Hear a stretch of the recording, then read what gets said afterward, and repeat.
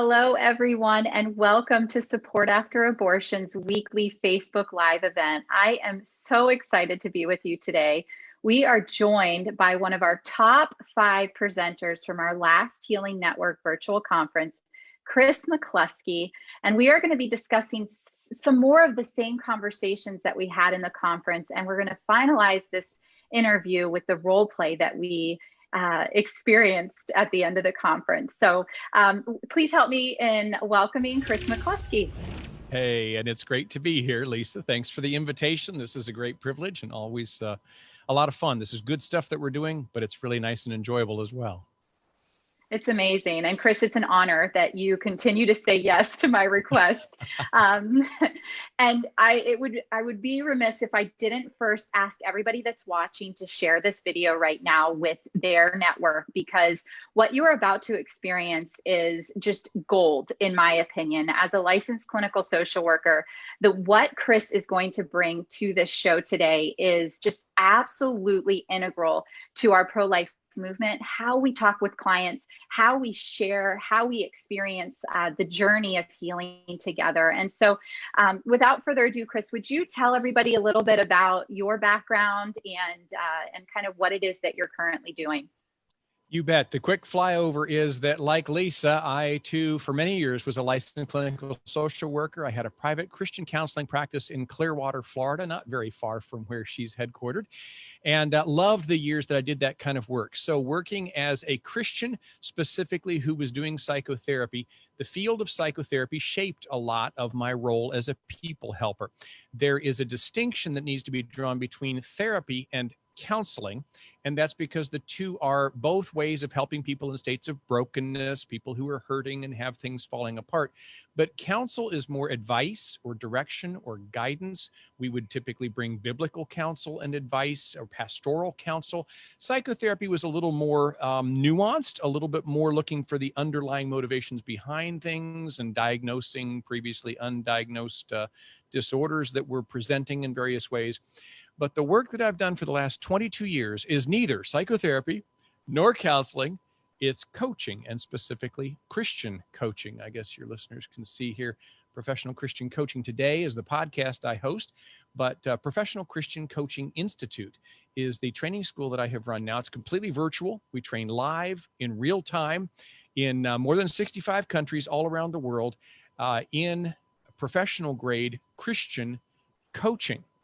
And so that's a different way of people helping that is not directive. It's not diagnostic. It's not, if you will, outside in.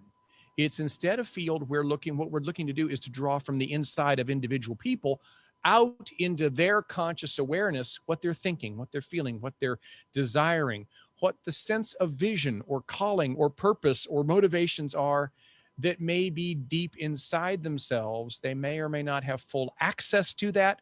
A trained coach and a Christian coach, bringing the Holy Spirit in there, is calling forth those things so that we can all have that experience that we love. When somebody asks just the right question and you hear yourself say something out loud in response to it, and it stops you in your tracks because you say, man, I needed to hear myself say that. Well, where did it come from? Did it come from the person who asked you the question? No, it didn't come from a counselor or a pastor or a therapist or anybody outside of you. It came from in you. But you didn't know it and get it, and you didn't have nearly the likelihood of acting upon it that you do now when you've heard your own mouth articulate to your own ears what's really true for you. That's what we work in, and that's why the connection here with the pro-life movement.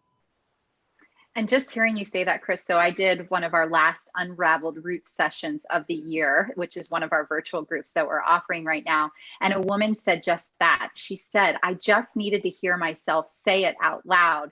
And she made the connection herself. And isn't it so amazing, Chris, when that happens, when people are empowered in a place of discontent or crisis or strife, to be able to feel their own their own power, their own ideas come to light.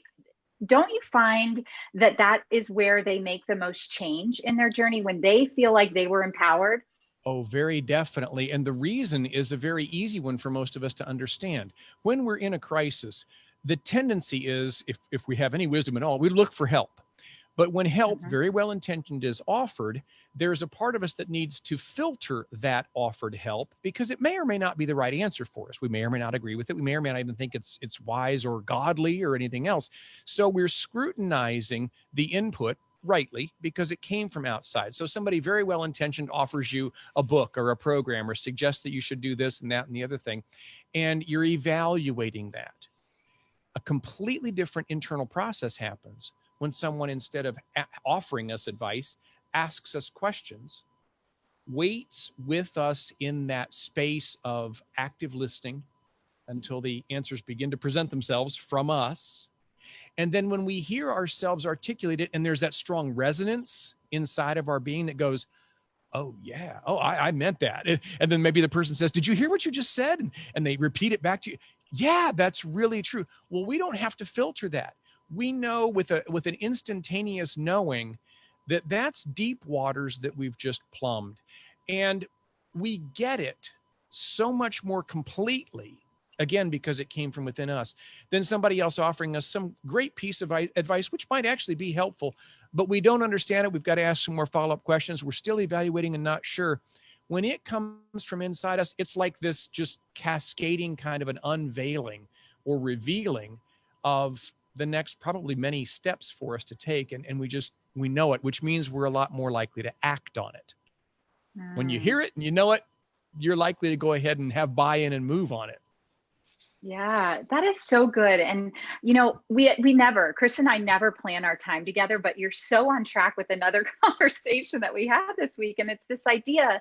We have a lot of leaders that watch our Facebook Live, and the leaders in our industry are so used to the normal, which is, this is the curriculum I offer it this way, and I offer it at this time, and this is all I have. So when you call me looking for help, and this is what I give you, it sounds like it's exactly opposite from what we're saying is working for us. Is this idea of, we need to shift if we're going to make more significant change from, here's what I have, to what is it that you need and how can we meet you where you're at? Can you, just shed some light from your own experience about how important that is? Yes, because you nailed it right there. It really is a questions-based way of responding rather than advice or guidance or counsel-based advice. Both are very good, by the way. Don't anybody be hearing us to be tossing out down some dark alley all the good teaching and advising and guiding and counseling, mentoring, et cetera, that we give. That's all great and rich. It's just that it does run into this natural internal filter that we all hopefully have, where we don't just swallow whatever anybody's advice to us is. But when someone comes to us with questions, genuinely caring and genuinely listening with us, and they're the right questions that are begging to be asked, like it's just screamingly obvious, this needs to be explored. I'm not really sure what the answers are, but I know one who does know, and I know that he said, if you ask, you will receive. If you knock, and that's present, or that's perfect future tense kind of knock and keep on knocking. Seek and keep on seeking. If we're intentional with that, Lord, here I am, reveal to me, speak through me to me. If somebody meets us in that space, then as things begin to tumble out of us, we know the truth when we hear it. There's a phrase that you often hear, deep calls to deep. When we hear something from deep inside of us that comes out and it grabs you by the throat and says, listen, pay attention. Again, it's not only helping us take the next step, I guess it's a transformational or pivot point in our lives, because we can see so many of the other things that are connected to it. Kind of like you're experiencing right now, where I'm sharing something and you're instantly connecting it to other conversations you've had this week. Yeah. And that's so good, because last week, this is following such a great conversation. Last week, we were just sharing, many of the leaders watching said, what's one thing we can do differently to invite more people into the healing conversation? And this is one thing, leaders, that we can do differently. Instead of saying, here's what we have to offer, which is wonderful, asking, what is it that you need? And how can we meet you in that space? That's what we attribute to the significant incline of the amount of people we've been able to serve. I mean, Chris, we served 12 people the first year we were in operation in 2017. We're getting ready to serve almost 2,000 clients this year. And it's because our whole mindset shifted from here's the only program to, oh my gosh, we're going to offer all of these different programs, because when you tell us what you need, we are going to tell you what is available that meets that need. And so I just was even talking just a second ago to a young woman, and she was telling me, I think I want to start with unraveled roots because I'm not sure I want to go forward with the abortion piece yet, or I don't know that I'm ready for a 12-week codependency class. And it's just neat to be able to share in that exploration that she has and actually have the ability to sit in that. And so I just always feel so affirmed when we get to talk that we're on to good things and great things with clients. Well, we have that similar background too. So we know what it's like when we're working from a place where we are in an expert role as the person who's there to help.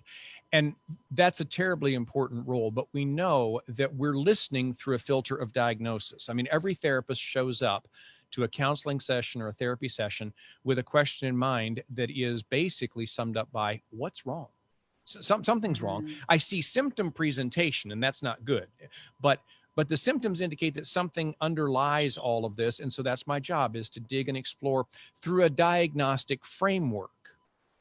And as we do that, we're asking somewhat guiding questions and ruling out questions. Coaching doesn't do that. Coaching just comes in an open, exploratory, genuinely curious kind of a way. The question you kept posing, what do you need? A lot of times you ask somebody that question, it'll stop them for a moment and they'll say, I'm not really sure. I'm not really sure what I mean. And then they may try to turn it back to us. What do you mean? Stay with the question. Well, you came here seeking something, and it's perfectly normal that oftentimes we're not sure what we're looking for. But take some time, and it's okay if we go hither and yon for a while. What is it that you sense is lacking? Or you used the word a gap a moment ago, or a hole, or like you grab whatever metaphor they may have used to describe what they're feeling. Unpack that. What does that mean for you? You're just inviting them to open up a little bit more as they fumble around with language until they hear themselves begin to articulate what they're really desiring, what they're really wanting or lacking, or envisioning, hoping for, daring to dream about. All those things lie in all of us. Very rarely in life do we have people meet us very curious about them. They want an answer to whatever their question is, or they want to give us some advice to whatever our question might have been. And we're frankly not very good listeners. This field is all about doing that. And it's no shock to me that because support after abortion is so focused on meeting people where they are and inviting that kind of exploration, that you would see that kind of astronomical growth. 12 people each year to 2,000 in 3 or 4 years. That's incredible. And, this is anecdotally our experience, but it's also backed up by data. So another piece of your journey, Chris, is that you sit on the board of directors for a pro-life pregnancy center. And you guys have done some research based on the difference between coaching and having the more scripted approach. Would you share with our viewers a little bit about what you learned from that experience? You bet. And that's been really exciting to see. Most people who are familiar, probably most of our listeners will be familiar with the typical crisis pregnancy center where people are coming in a crisis. This is not a planned pregnancy here, and they're not sure what they want to do with it. They may have come in thinking that you were an abortion clinic. They may be coming in thinking, I don't want an abortion, but I'm terrified of having the baby. I don't want to keep the baby. Or they may just be coming there because they don't have any idea what service you offer, but it said pregnancy, and here I am, I'm pregnant. When we, as the service workers, the frontline people, meet that person in that crisis, generally, we are working off of some kind of a script. We are generally, we are pro-life. So of course we do have an agenda here, and it's a very good and worthy agenda to save life. But we do so oftentimes from that earlier outside in advisory or guiding or counseling kind of a way. All very well intentioned, but here's what happens in the psyche, in the human being, in our brain. God wired us with a part of the brain that evaluates danger, risk. And it's called the amygdala. It's a big $5 word, doesn't really matter, but it's a little tiny part of the primitive brain that evaluates every piece of content that comes in, all of our senses, as well as our thoughts and input from the environment. It goes first through the amygdala. And all the amygdala is really designed to do is to say, is this dangerous or not? If it's danger and the danger is high enough, we all know that means fight or flight. That's what the amygdala decides. This switch or that switch. Or sometimes it's expanded a little bit more, fight, flight, freeze, or appease. Okay. But it's reactive. In the moment, evaluate through the amygdala and decide quickly what you're going to do. That reactive state is primitive brain. It's self-preserving. God gave it to us. It's important. But when you're in a crisis and you're stuck in that amygdala and you come into a well-intentioned counseling center and they begin to offer you well-intentioned counsel, guidance, what happens is it all gets processed just in the amygdala. And we either fight it, or we run and flee, or we freeze like deer in the headlights, or we appease, which is kind of going along, kind of acting a little interested, kind of asking, but we're playing the game because we're on guard. Our brain is designed to kick things through the amygdala up into what's called the neocortex, which is the higher part of the brain where we do our creative thinking, where we make our best decisions, where we have full access to the left and right side of our brains and our history and our experiences. And we think about resources and who else could help us. All of our good thinking is in that part of the brain. It's the bulk of the brain. We want to process a crisis pregnancy in that part of our being. I don't want to process it in my reactive, primitive brain. But that's where we frontline counselors unintentionally stick somebody. We almost chase them to stay in their amygdala if we're offering outside in advice and counsel. Caution, concern, kind of almost in a parental kind of a way. The open, exploratory, curious space that the questions invite through a coach approach lets people know, wow, they're not trying to pressure me in any particular direction. This person actually seems like they care. They're listening to me. They're reflecting back to me what I didn't even hear myself say. And pretty soon that client in that crisis moves out of their amygdala up into their neocortex, and much more of their whole self is now present to not react, to proact, to think and to process and to ponder, to actually consider any number of different options. And that's actually the word that we've chosen to describe this kind of coaching. We couldn't call it choice because that word seems to have been co-opted already by the enemy, but it's options coaching. We're inviting them to explore the options that they have. And as you said, the statistics are amazing as to the success of this, because what's incredible is, if you think about the space I've just described, Christian or non-Christian client, doesn't matter at all. When people are met and invited up out of their amygdala into their neocortex to explore their options in the face of a crisis pregnancy, and they have their full resources to draw upon, guess what? Nobody wants to kill their baby. Nobody. Nobody. They know it's a baby. Again, Christian or non, they know it's a baby. It's not a plant growing in there or just some bulk of tissue, no matter how much that narrative maybe get forced. They know it's a baby. They're just terrified and they want out of the situation. You invite them to ponder their options in a safe exploratory question. That same person may come back to you half a dozen or more times for not counsel, for coaching. But they will eventually settle. We know this, statistically speaking, our success rates are over 97% success in saving the life of the unborn. That is unparalleled in any other crisis pregnancy center.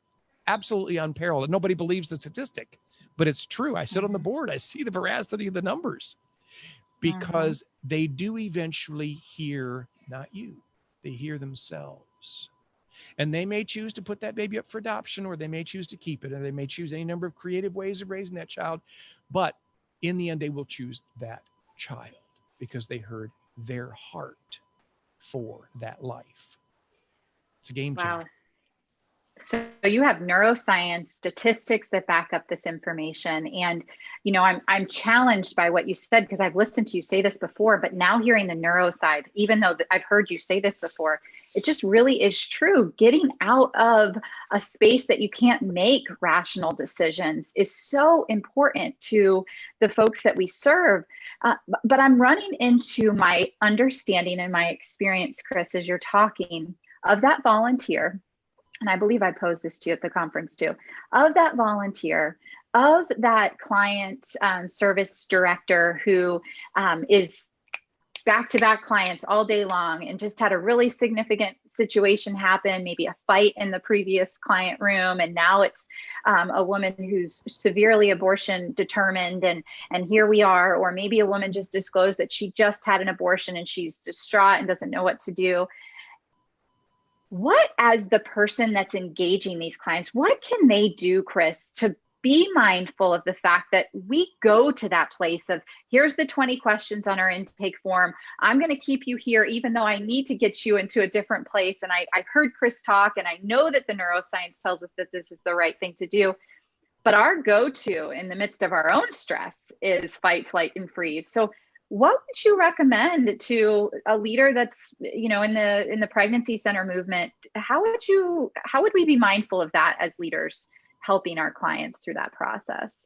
Lisa, I love that you nailed a very important piece there, that in the situation you've just described, which is very familiar to anybody working in crisis pregnancy centers, it's not simply the client showing up who's in that crisis amygdala state. It is the counselor, the frontline worker as well, because we know this is life and death. This is serious stuff. And so we've been trained and prepared, and we're there to help, but we also know the numbers aren't in our favor. Oftentimes our success rates are, especially with an abortion vulnerable or an abortion minded client, they're pretty bad. We don't have anything close to 97% success. So it puts us in our amygdala, and we tend to be a little more reactive, a little more controlling, a little more pressuring, even just in our countenance, let alone in the specific words that we may say or the things we choose not to say. But in that state, the best that we can do as the ones who are called to that work is first remember always that we're not the only one in that room with that person who's hurting. The Holy Spirit, God himself is in us. We are his temple. We carry him everywhere we go. And he is there with us as his hands and feet and mouthpiece. He knows that child that he's knitting together in that mother's womb, and he knows the plans that he has for that child.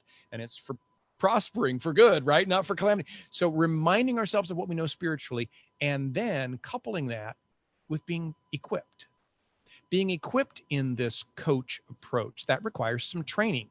And Lisa, here at the Institute, we always train. We have 3 tithed seats that's completely free, except we know a tithe isn't a freebie kind of a thing. A tithe is a testimony to the Lord that our institute has been able to prosper because everything we have is from the Lord. So we tithe 3 seats in every offering of our Essentials of Life coaching for pregnancy centers so that they can send their people to get equipped at no cost in this basic coach approach. The Essentials is just the introductory course. But when a person has had that training, usually it's like they catch fire. They went from hearing it cognitively and going, oh, that kind of sounds cool. That's a different approach. I don't do that. Okay, I'm game. I'll try it. And then they get about class 6 or 7 or 8, somewhere. It's a 15-week long course taught live via distance. And they have an epiphany like I did in my 7th class. I can remember I burst out in class. I was like, wait a minute. I just suddenly understood that I haven't been doing this. I thought I was as a therapist. And I suddenly realized this is a radically different way of me showing up. It's different from what I do, but it's my being, my way of being in that role that's so radically different. So that kind of equipping to be able to show up differently invites us as the worker then, who is tasked with this very important role, spiritually speaking, to be able to get out of our amygdala, to access the training that we have, to remember that, in fact, God is there working through us, and we are now a more sharpened tool in his hand because we've got more than just this one primary way of interacting. Those 2 things, remember our spiritual truths and get some equipping so that we start, it's not going to be second nature yet, but you at least begin to know, wait a minute, I think I'm stepping over into the counseling or consulting role here. Let me get back to the coaching role. You can tell which hat you're wearing. Right. And I believe so much in this as a therapist who's worked with severely traumatized women and men and children, as somebody who has worked in the pregnancy center, having been there and walked it out with volunteers and my client service director. I just want to let everybody watching know that this approach is by far the best approach, and it's going to get the most amount of response and shifting because of what Chris is saying. It's accessing an entirely different part of the brain than I believe, Chris, that our movement has been able to access, right? And I just think what you're sharing and what we're doing, we still don't know where God's leading all of this, but every time we take a step forward, it's a little bit more revealing. This is what our industry needs to be focusing on, is helping to learn how to, number one, be coachable and not in the fight, flight, and freeze mode, trust in the Lord and not bring our own junk into the room with our clients, and be aware that we all have junk, and then be able to be with, and that's what I love what you said, we get to be with the client. It's our way of being that invites them to feel safe and comfortable to explore options, right? Which is so amazing. So you said these 3 C's, Chris, but you also have a training program that you shared with me a couple weeks ago. Would you talk to our viewers about that?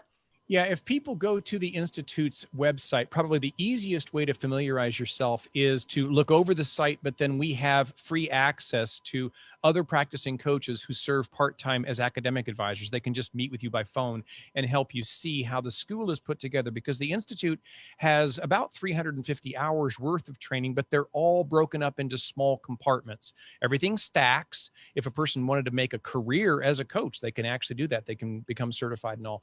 But the majority of the people that we're training in pregnancy centers, they're just wanting to equip their frontline workers with this different approach. So typically they will choose some a la carte courses, that introductory course, and then they'll tag on to it a practicum class called Coaching Skills Development.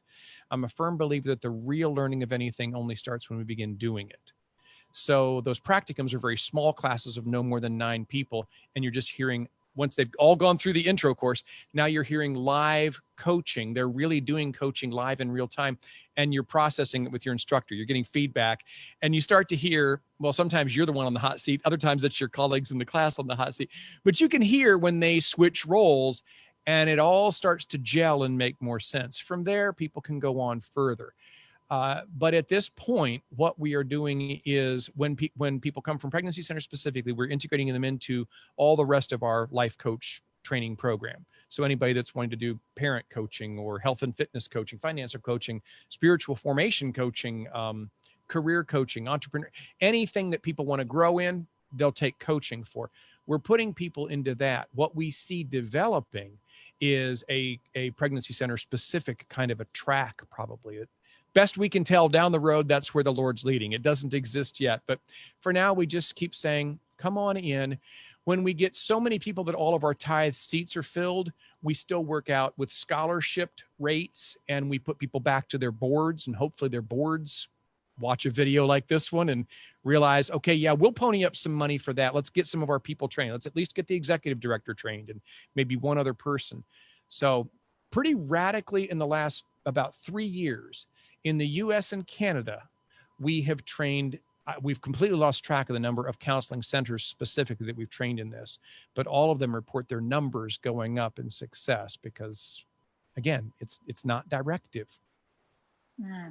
I can't wait to see this as a training tool in every pregnancy center, as an onboarding technique for volunteers, all of it. It's so necessary. It should be mandatory because we're actually doing a disservice oftentimes for our clients when we're not equipped in the ways that God needs us to be equipped. And when we're bringing our own junk into the room, and when we're maybe even further creating crisis because we're staying, like you said, in the amygdala, and the fight, flight, or freeze starts, and it's like, oh, they're not here to help me. They're here to tell me what to do. Or I can't wait. I see it, Chris. I really see it. Well, let me say 2 other things about that quickly. I'm watching our time and I realize we're at the bottom of the hour. But first, I'm seeing some of your comments from some of you that are watching us live. And thank you for those. The questions are, can you do a role play? Can you and Lisa role play this out? We're actually going to run for you a role play that Lisa and I did for the conference recently here. So if you'll stay tuned when we're done chatting here, then they're going to run that tape of a quick about 10-minute role play or so that we did. But secondly, back to the issue of of the reality of working a pregnancy center and the numbers that we're all used to, I do want to be sure that our listeners hear the pregnancy center on which I serve on the board here in Rolla, Missouri. We have spawned 12 other pregnancy centers throughout the state. We've been to DC the last 2 years with some of our people highlighted in the Rose Garden there, and with Pence and the private luncheon that was hosted. We are very much at the forefront of the movement, but the coaching that we're doing with our people will oftentimes get other pregnancy centers kind of skeptical of our numbers. Again, nobody believes 97% success, but we're quick to say, oh, I assure you, this is with abortion-minded and abortion-vulnerable clients, because there isn't a thing on our website that even remotely indicates that we're Christian. There's no fish symbol. There's no scripture verse. You walk into our center, it's drop dead gorgeous, absolutely beautiful women's center, very woman affirming. It doesn't look like one of those ew type clinics, but there's no indication of any Christian, any influence there. And these people are coming because on our search engine optimization, we specifically target abortion. It looks like, on many fronts, like we're probably an abortion provider or at least a referral center. That's who's coming to us. So we know statistically that better than 70% of the people who show up at our clinic are abortion-minded and abortion vulnerable. And we have 97 point, I forget what the last statistic was, but 97.7% success in them choosing to keep the pregnancy. Because the person is heard, they hear themselves, and they make a decision that is in sync with self, not this reactive, fear-based, I'm just going to get out of this bad situation, fight, flight, freeze, or bees, I'm going to do one of them. No, their whole self evaluates it, and they make a decision that they're going to be able to live with, however tough. They're going to be able to live with it because they heard their whole self explore it. That's so good. So I want to remind everybody that we're here to answer any of your questions. Chris clearly is such an amazing and articulate presenter. So if you have any questions for him, please leave it in the chat feature of your Facebook Live or underneath the Facebook Live video. And I just have one more thought or question, Chris, as we're wrapping up. And like Chris said, we will be playing the role play immediately following any of the questions that you have. You know, Chris, as you're talking about SEO and as you're talking about pregnancy centers, I want to bring this back to the abortion healing movement. You know, we have abortion healing programs inside pregnancy centers. It seems as though the pregnancy center movement is adopting the restoration piece slowly as a method of really healing the generational patterns of behavior and understanding. And so they're really getting to understand how important it is as we approach this pro-life issue and really get people to understand that abortion healing is majorly pro-life. So as we're thinking about, we have standing counseling centers, standing abortion healing programs, but we have abortion healing inside of a pregnancy center. How would you equip a leader right now with this whole thought process in the intake? You know, we know that we're trying to save that baby's life, but we're in a coach mentality. We're not there with a, you know, pen and paper trying to keep to the agenda. What if they reveal that they've had an abortion already?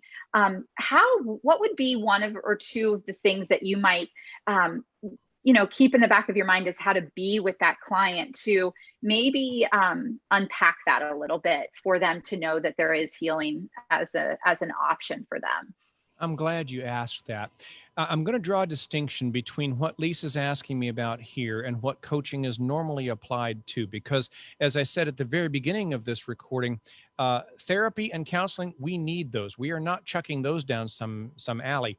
Those are principally the best tools we have to bring healing.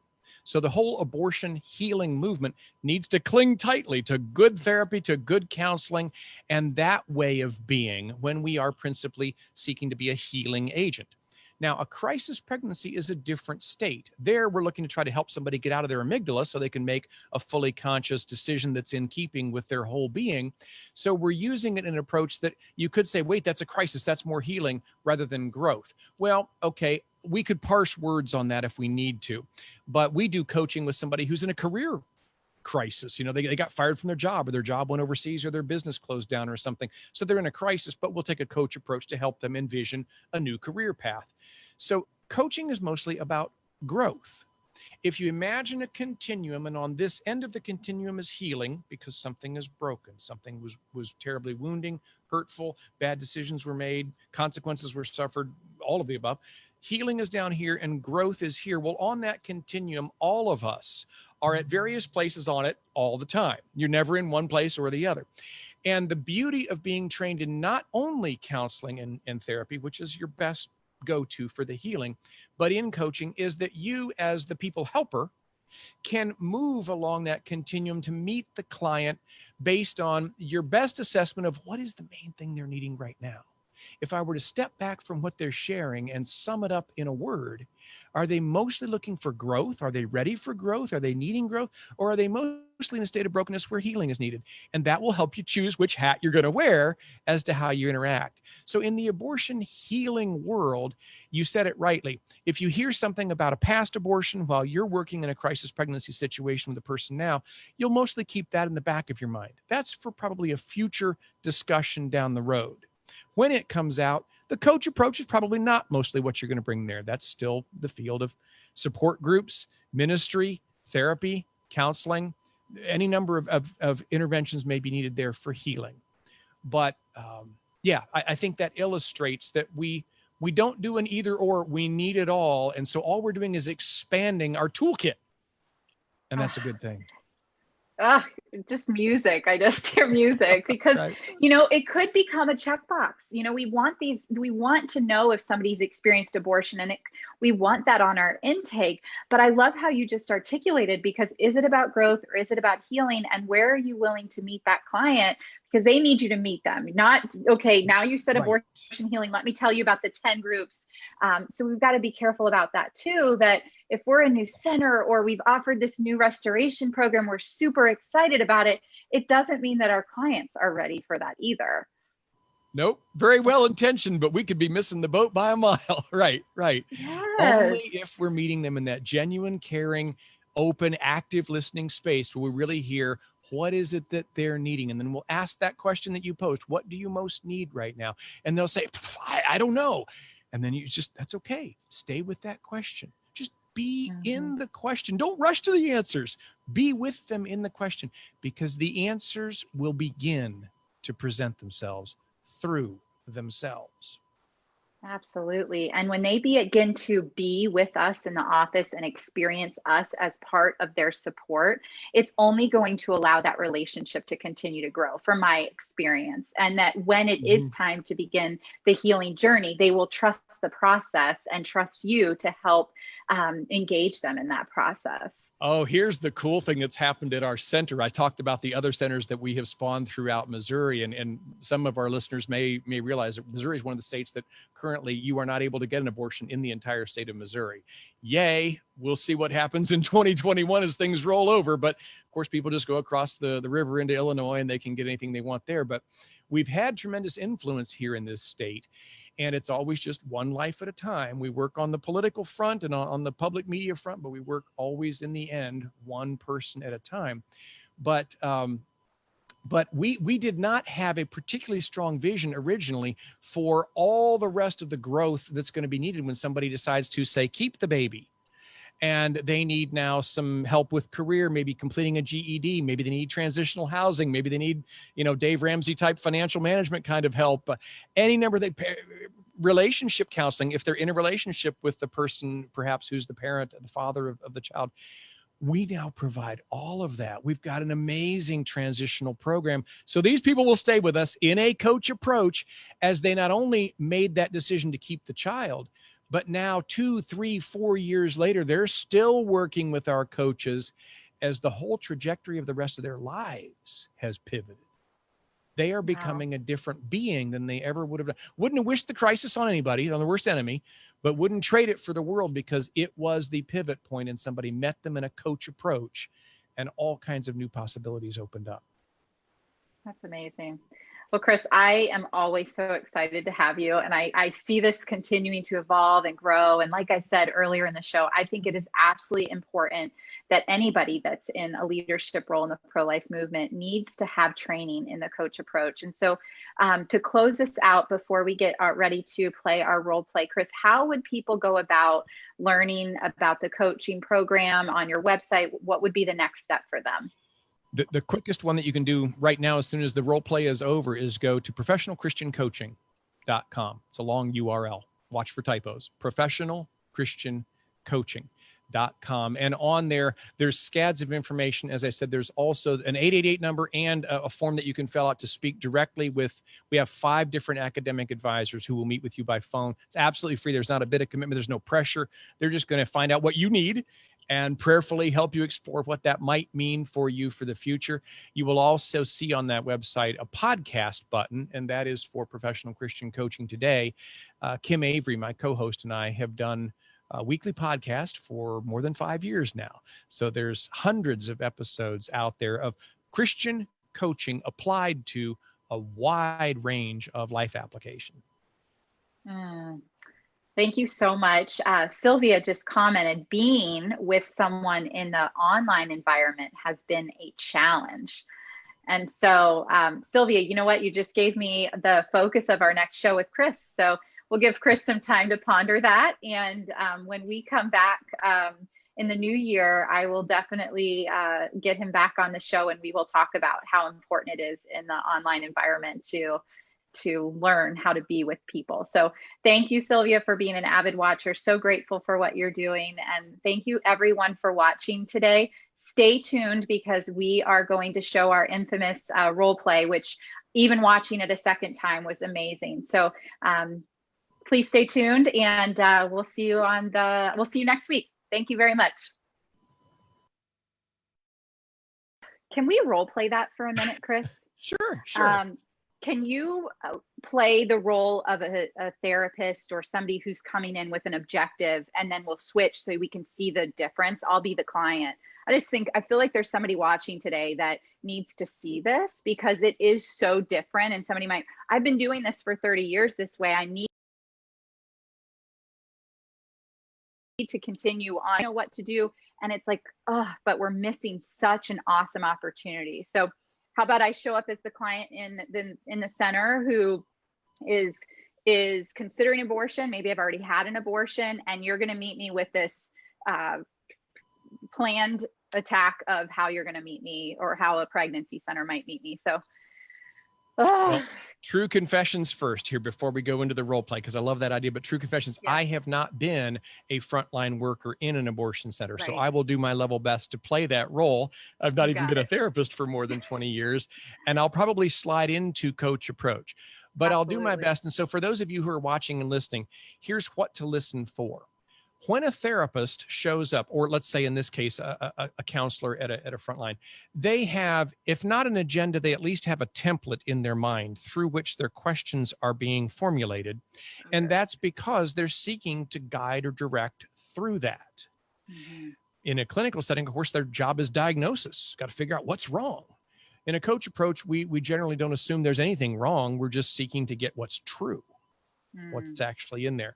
So yeah, I'll do my level best. I'll confess up front, I'm not sure how effective this portion will be, but let's give it a shot. You've come into the center. Great. You're in a crisis. Chris, I've just been kicked out of my house. I don't even know how far along I am. I don't think my boyfriend's going to stay with me if I keep this baby. I don't see any other option. I feel like abortion is the only answer. Oh, Lisa, I'm so sorry. I'm so sorry for such a situation, and good for you for coming in today to seek some help with that.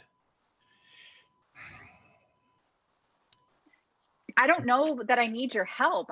I'm really worried that I don't know where I'm going to live. I just need to know where I'm going to go to have this abortion. Okay, so it sounds like you have already made a decision that you're going to make an abortion because of the consequences going on. Is that right? Yeah. Where am I going to live? I can't live under a bridge and have a baby.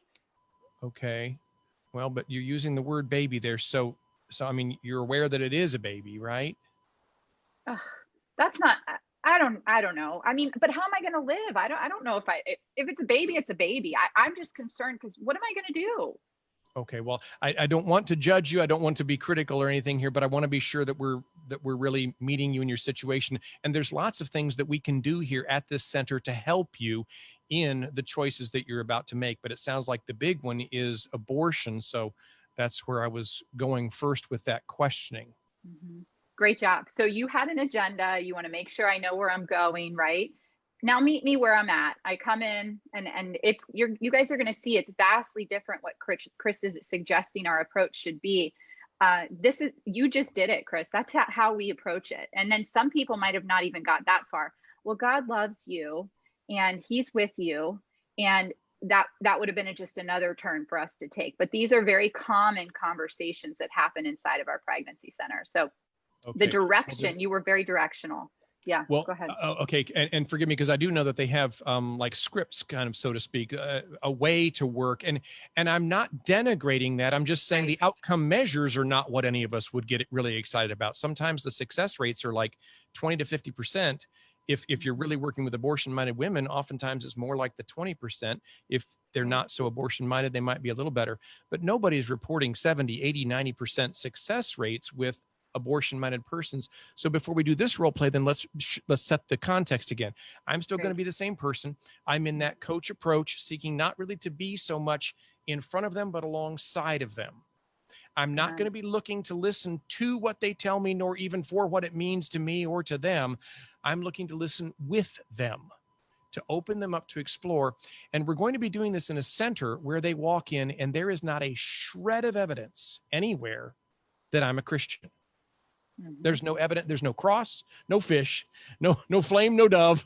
There's no literature. There's no Bible. There's no framed scripture verse on it. There is nothing that you would see that would indicate that this is anything other than a woman's clinic. And it's gorgeous.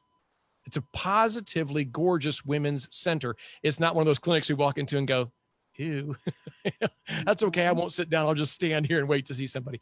It's all beautifully appointed with very, very nice furniture and matching setting in each of the individual rooms. So we're in a space where already this gal's experience of how she's being met is incredibly respectful of her. So here we go. Here we go. Oh, Chris, I don't even know why I'm here. I just know that I got kicked out of my house and I'm certain that my boyfriend's going to leave me. I don't even know how far along I am, but this baby has already caused me so many issues. Wow. This is a tough situation. Yeah. Go ahead. What am I going to do? What have you thought about doing? This is a place where we can explore all of that. What have you considered about doing in the face of your current situation? Well, I definitely have heard about abortion and I don't have the money for it, but I'm really considering trying to find the money for it. Telling my mom and maybe she'll, I don't know what she'll do, but maybe tell her. I don't know what else to do. Okay, stay with it. So abortion would be one of your options. You said, I don't know what my mom would say if I did tell her, but it sounds like there's part of you that's inclined to tell mom. Say more about that. Well, I mean, I know my mom has already had an abortion and I feel like she'll understand and I've seen her cry about it before. So maybe she would have some sympathy for me, but she did tell me she would kick me out if I ever got pregnant.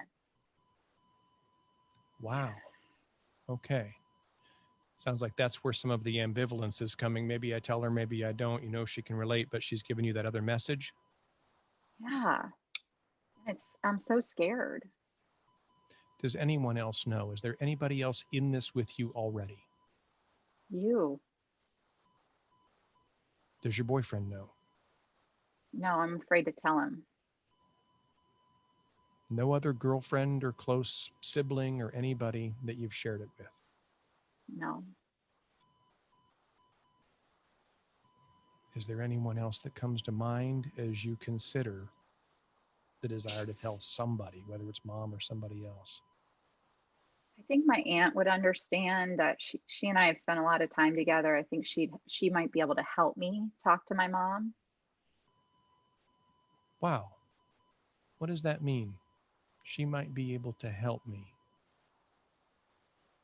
I'm just remembering like it's time in high school when I was in a lot of trouble. My mom really, I felt like she took it way out of proportion and got really mad at me. And my aunt was able to like really help her understand that I really didn't mean for all the bad things to happen. And my mom seemed to back off of me a little bit after that.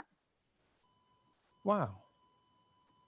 So this aunt is somebody else in your life who's not so closely connected. She's not going to be able to kick you out of her house. You're not living there, but it's somebody else who you've actually had experience in the past with being able to share a tough situation. And she met you in it. Yeah, I guess you could say that. If she were here right now, what might she say to you? Some of the first things, what would her first reactions to you be? I think she'd tell me she loves me.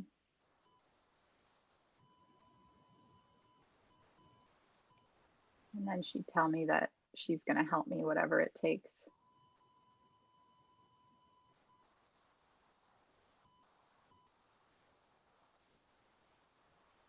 Wow. What would that do all by itself?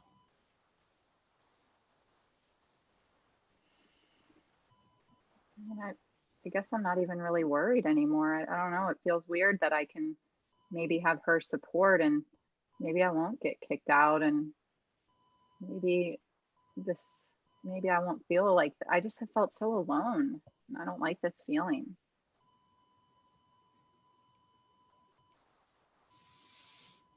Shall we break the role play there? Because I'm seeing things popping up in the chat and people seem to be tracking with what we're doing here.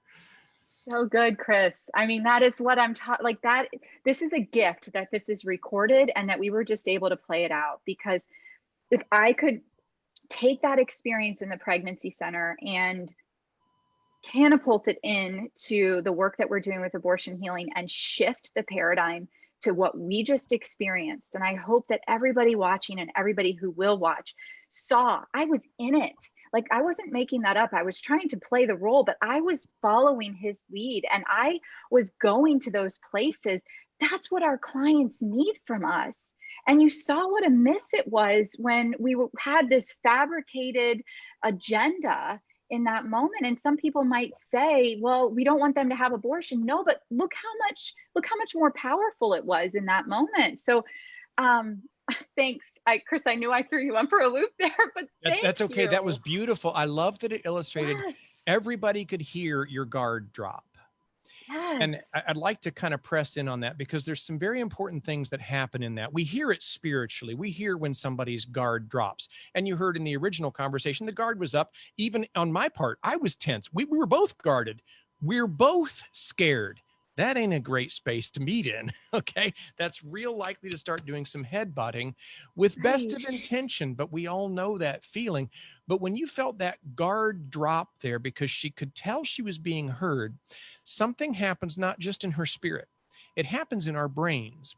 Our brains are created by God in such a manner that we take in all experience outside of us, all things that we see, all things that we hear and experience, even all thoughts that we have. They first get processed in a very primitive part of our brain, kind of in the center of the brain called the amygdala. And the amygdala serves one primary purpose. It's good that God fed all input first through there because it quickly helps us to discern danger. And when it senses danger, it gives us basically 4 very simple responses. It's like choose A, B, C, or D. That's all you're going to get out of the amygdala. That's all it's designed to do because it's a self-protective part of our being.